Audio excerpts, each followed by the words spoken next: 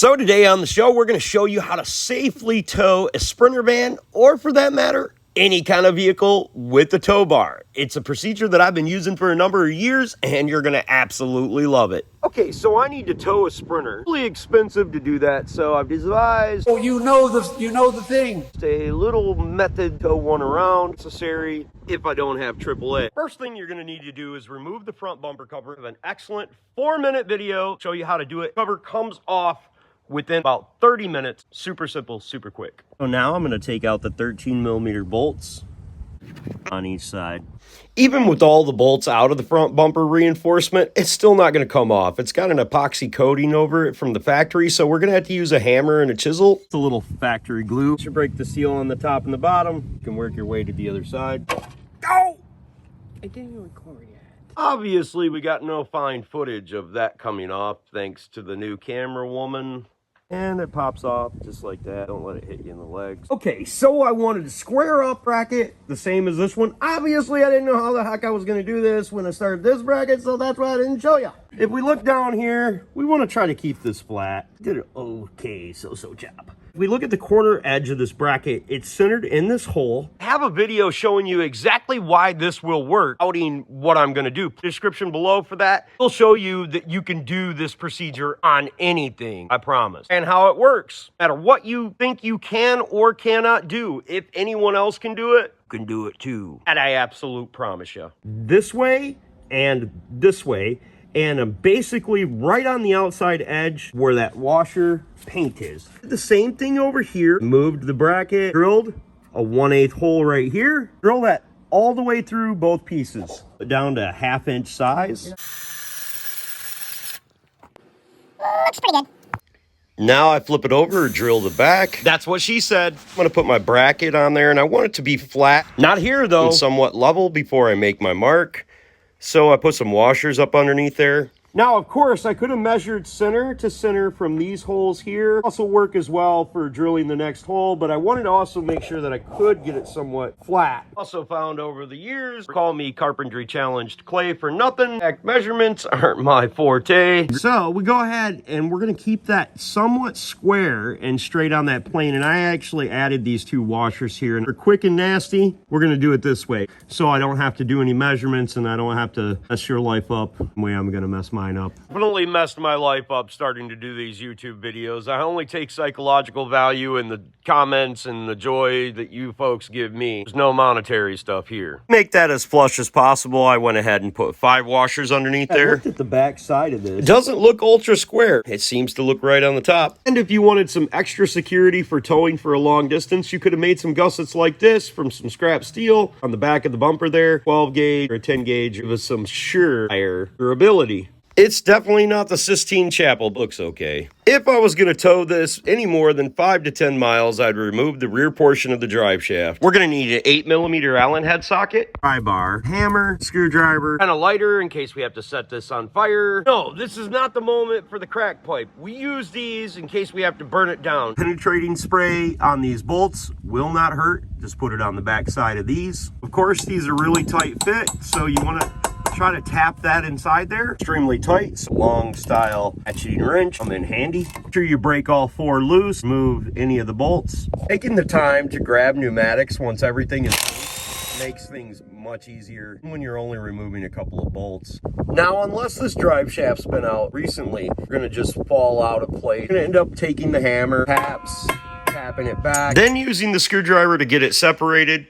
We'll break it free. If that doesn't work, place one hand on the drive shaft and give the yoke a little bit of tap until it pops free. What we would do, brace it here to the Y, brace it as many places as possible, put your strap to hold it up into place. I'm gonna use some zip ties, but I'm not going that far. If you're gonna use zip ties, I recommend using very heavy duty zip ties. Bungee cords or ratchet straps just to hold it away from the turning mechanism on the rear diff. You don't even have to remove it to be able to do this. Only I recommend putting the bolts back in the locations from which they came, but in this situation, since this is going to be spinning as you're driving down the road, that's probably not a good idea. You do replace this drive shaft and go to put it into place. Use some blue Loctite, which is preferable, but you can use red on the bolts when you go to put them back in there. Obviously, going hundreds of miles. You don't want to use zip ties, but maybe 100 feet. Anchored it to is the emergency brake cable right here. And back here, there's a bracket that's solidly bolted into the floor there. I did not anchor it to the exhaust. A lot of times, things like to rust on the exhaust, take the exhaust off because as this drives up and down the road, it's gravity. Make sure you have it in a good spot. More than enough is never enough. So now we bolt our bumper back on, connect our tow bar. It's not necessary, but it's best to have this horizontal with your tow vehicle if possible. That's ideal, but obviously if you're a little bit skewed up or down, no big deal. Hook up your chains and you're ready to tow. Not even have to take the vehicle out of park, although you want to stick the key in the ignition so the wheels are free to move. On every other vehicle I've ever towed, I've never needed anybody in the cab, but on a Sprinter, I do recommend it. Now, it's not ideal, probably not a bad idea. Not because they need to turn the wheel will turn itself. When the tow vehicle is braking, there's a lot of mass to stop. Stopping all of this mass is not going to be easily done by the tow vehicle unless you're using like an F350 or F450 or, you know, a Chevy 3/4 ton or 1/4 ton. It needs a lot more braking power because these things weigh about 8,000 pounds. A lot of mass. Thing is if you go down and you rent a large truck, and usually a rental costs about $200 a day, even if you had to go out west to pick something up, you may end up saving some money. If you already own one of the vehicles, savings comes along with this type of process. You could tow this thing from California to New York. It's going to cost you the price of fuel plus a tow bar. If you do that, you're probably going to want to fabricate 2-inch angle iron tow bar.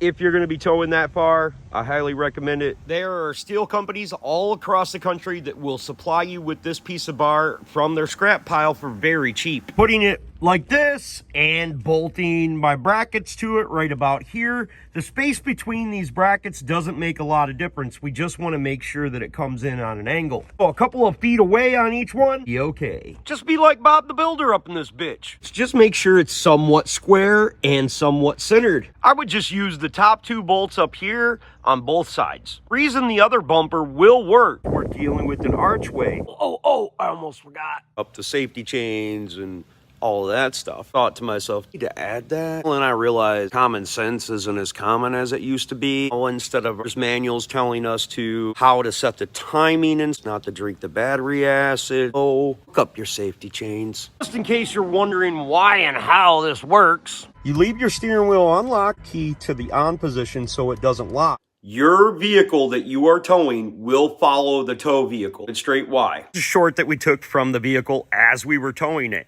Pat doesn't have her hands on the wheel, and the wheel is following the vehicle in front of it as it's pulled. It all works under inertia. Now, you do want to make sure that your tires are inflated properly. Wheels aren't going to go all wonky, and the car isn't going to go all crazy. Now you put on some tow lights on the back there. Make sure all of your lights work. We're going to take off. You turn. You do not want to make sharp turns. So evenly and as straight as possible. Once I drove down the road a little while, I got back out, checked all of my stuff. First, I felt very, very comfortable driving about 50 miles an hour. The vehicle didn't really sway at all. Would inertia forward and backwards every once in a while, depending on the grade of the road. I'd recommend keeping the RPMs right around 2,000 RPMs, because if you keep them much higher than that, you're going to heat up the transmission fluid, then possibly cause problems if you're going a great distance. Never driving, allow yourself plenty of space to come to a complete stop. I'm going to take the turn as wide as possible, and we watch the wheels follow the vehicle, straighten out. Times we're going to have deer that jump out in front of us or just barrel on through that thing. Don't even think about it. Keep on going. Oh yeah, I'm serious as a heart attack. Go right on through them bad lads. Sad to say, if you do swerve, life is going to throw you a big curve. You may be wondering what is going on when the vehicle is making a turn. As you can tell, Pat doesn't even have her hands on the wheel. She's turning, the vehicle's turning, and it will go right back to straight. Okay, so I've been towing for a little while. Double check everything and make sure all of my bolts are still tight. And look at that. I can feel that washer move around inside there. Locking nuts on there. That one's tight. That one's tight. And this one's loose. Thing that I stopped and checked them.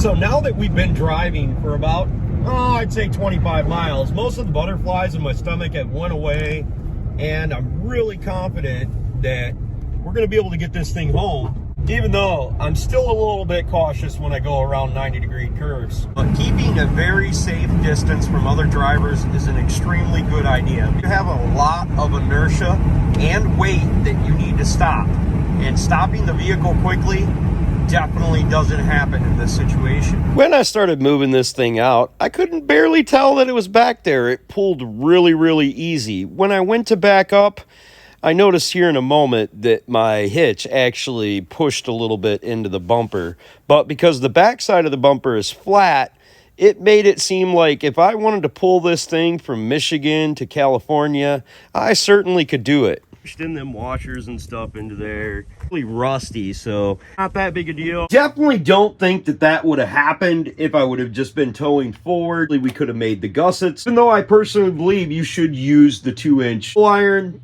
method if you're going to go a great distance. This is a possible solution to tow one of these things across country without spending $1,200 to $1,500. Honestly, worked a lot better than I thought. So long, it was easy to back into here. The longer it is, the easier it is to back in. If you'll give me a couple more seconds of your time, I would greatly appreciate it. Clay with the Clayway here in Grand Rapids, Muskegon, Michigan, and I'm here to tell you on this with several vehicles.